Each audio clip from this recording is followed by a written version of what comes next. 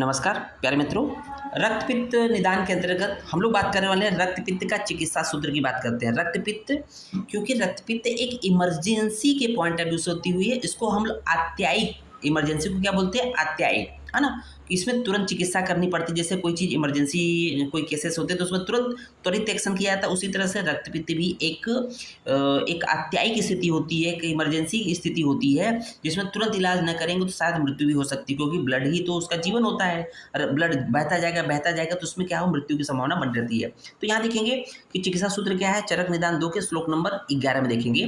तो यहाँ पर देखेंगे, तस्य आशु कारणो दावा अग्नेरिवापाति तस्य त्या अत्यायिक आशु प्रशांते प्रयतितव्यम मात्रा देश काल च अभिच्छय संतर्पणेन अवतर्पणेन वा।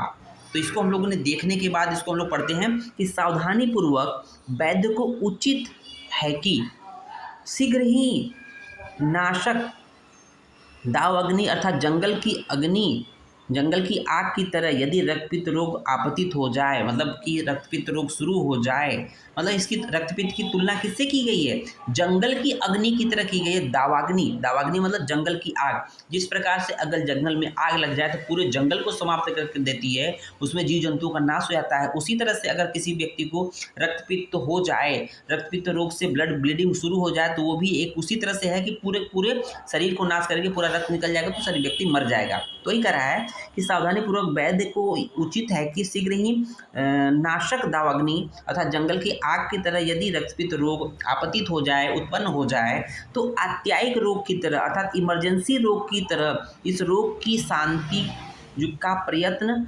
मात्रा देश काल का विचार करके संतर्पण के द्वारा या अवतर्पण के द्वारा मृदु शीत मधुर इत्यादि के द्वारा शीघ्र चिकित्सा करनी चाहिए। ये तो छोटी सी बात कही है। अब देखेंगे यहाँ पर नोट करके हम लोगों ने दिया है। तो नोट क्यों दिया है कि जब हम लोग चरक चिकित्सा अध्याय की बात करते हैं, चिकित्सा स्थान में देखेंगे, चरक के सेकंड पार्ट में देखेंगे, तो वहाँ पर चैप्टर नंबर 4 जो कि रक्त पित्त चिकित्सा अध्याय के नाम से जाना जाता है। क्यों चौथा नंबर, यहाँ निदान स्थान में दूसरा नंबर है, जबकि चिकित्सा स्थान में चौथा नंबर है।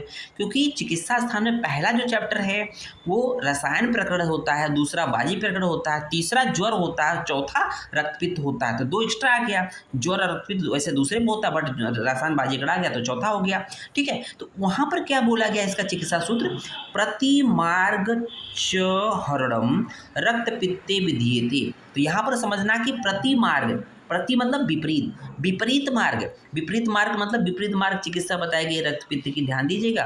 विपरीत मार्ग क्या मतलब है कि अगर ऊर्ध्वक रक्तपित्त है तो उसमें ऊर्ध्वक में ऊपर की तरफ नहीं ले जाएंगे, उसको नीचे की तरफ ले जाएंगे, तो उसमें क्या कराएंगे, विरेचन कराएंगे।